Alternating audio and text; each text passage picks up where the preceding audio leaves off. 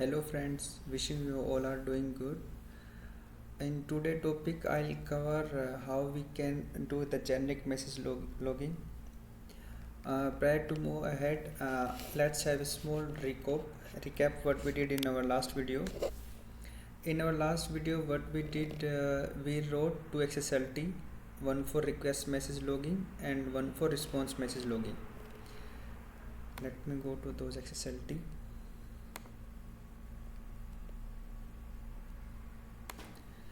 See here, what we did, we extract the operation name from the service variable, this service variable, and after getting the operation, we use the substring function to get the operation name, because in the operation name we were getting some extra values.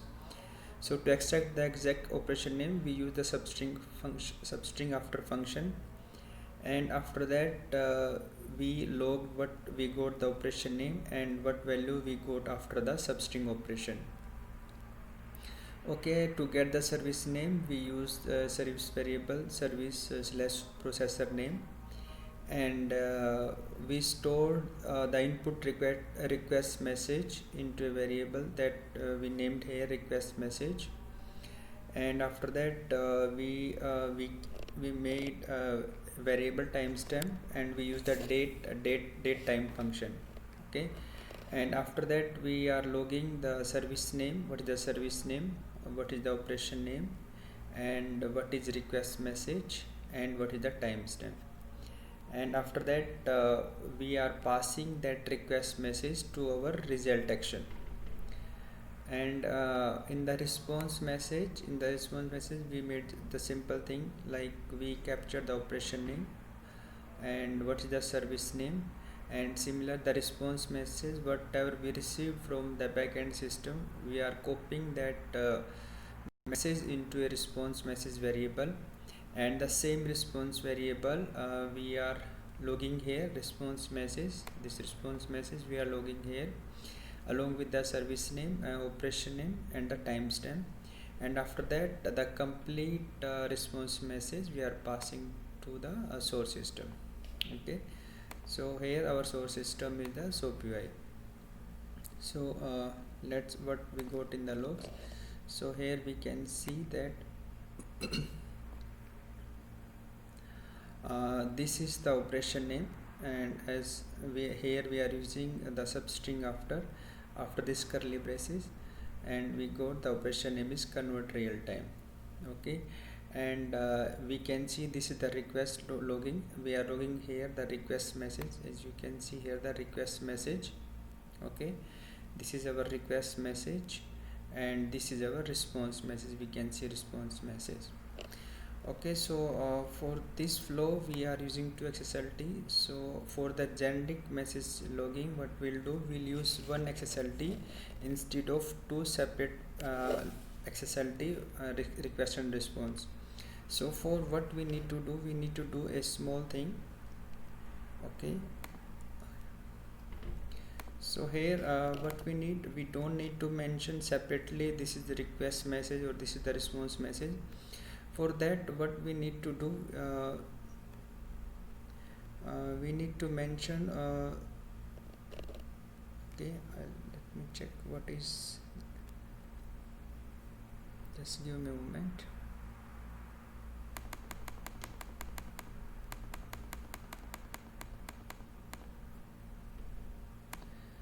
Okay, here we need to mention the transaction type. Okay, so what we'll do, we'll copy this.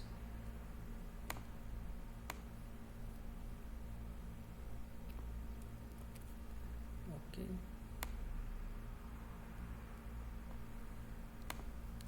okay, so here we'll use this service variable, this is the service variable. Okay, actually to get the transaction type, either it's request or response, so we'll create a variable transaction, and to get the value of this we'll use again the service variable service slash transactions hyphen rule hyphen type, that will tells us is it the request or the response message.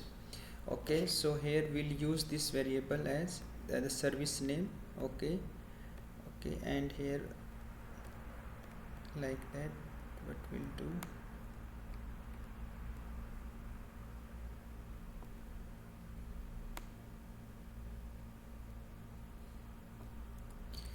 okay, so prior we'll write here what after the transaction type.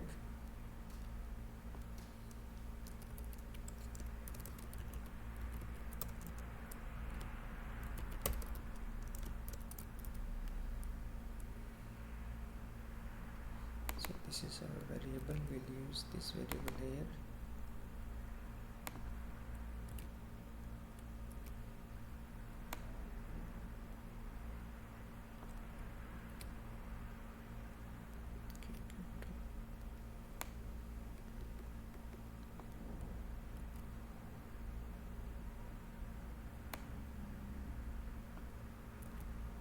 Okay, so here first we'll come to know this is the request or response, then we'll come to know what is the service name and the operation name and what is the message. Okay, so what we'll do, we'll save this first, okay, and we'll upload this SLT into our web service proxy.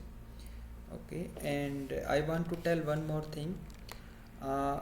Sometime you'll find that you made some changes into your XSLT, but the changes are not reflecting when you are executing that XSLT. uh, Actually, I was getting one compilation error like this. I'm getting this compilation error, you can see this one, this compilation error.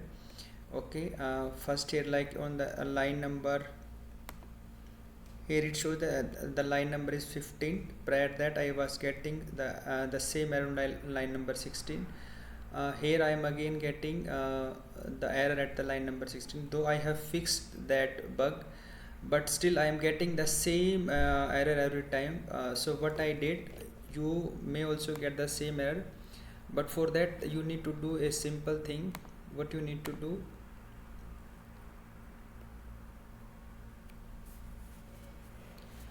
you need to refresh the style sheet cache. So I'll tell you how we can do that one.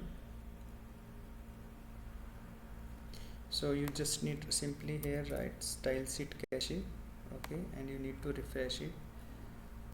So like here you can see the default cache style sheet 4, and here it will show the size, so just simply flush it.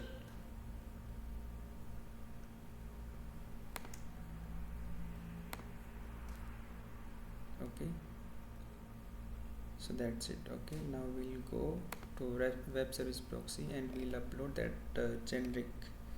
First what we'll do, we'll upload, we can there are two ways, either we can upload the file directly here, or we can do the same from the web service proxy also. So here what we'll do, here we'll upload a file.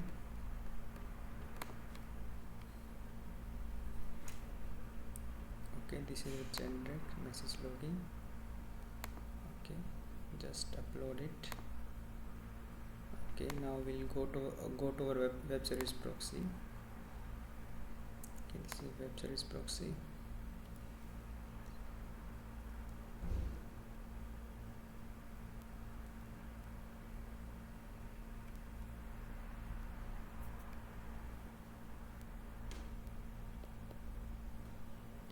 Okay, this is our lab currency converter.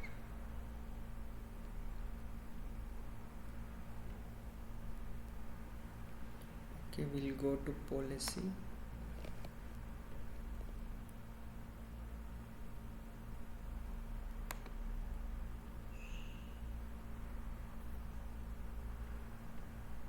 My system is a bit slow, it seems that I need to restart my system.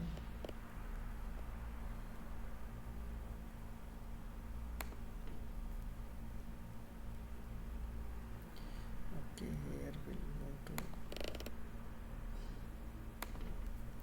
okay, here see, here we are using this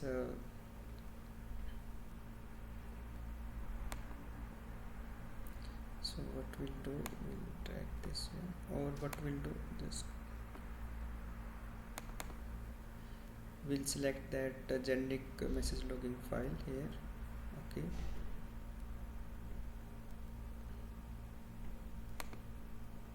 so here we'll use that generic message logging. Okay, done, and same here will do.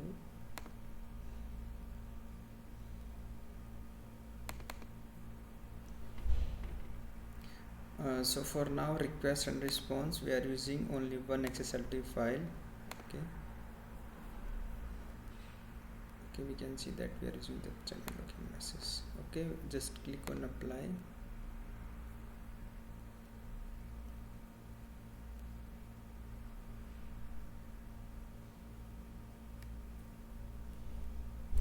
Okay, and save it. Okay, now let's make a call here. Okay, we got some response from the backend. Now let's go to our logs.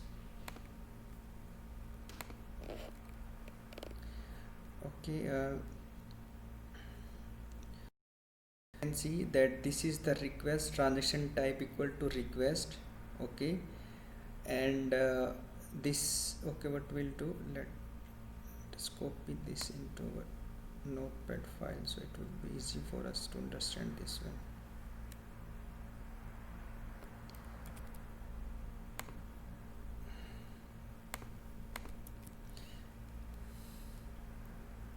See here, we can see the transaction type is equal to request.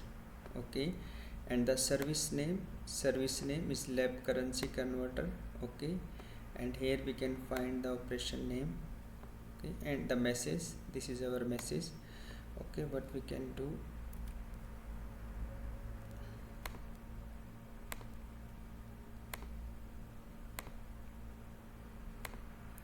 okay, here we can see our message. This is our message.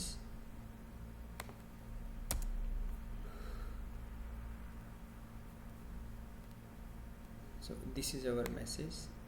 Okay, this is our message, and similar we'll see what we received in our response message.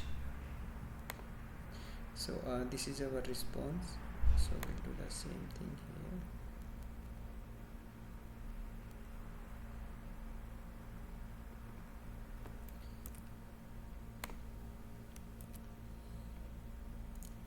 Okay, so here we can see the transaction type equal to response message. Okay, and the service name and the operation name, and the message is, okay, again we'll do,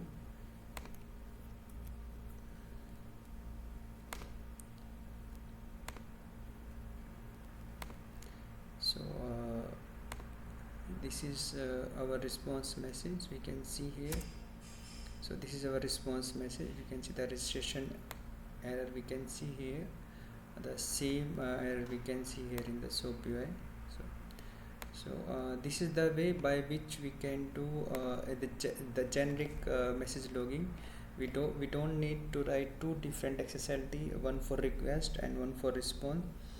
So instead of using two XSLT, we'll use here only one XSLT, and that would be the generic, that will log both the request and response message. Okay friends, in my next video I'll let you know how we can use the service variable, in which we'll write the destination host name URL.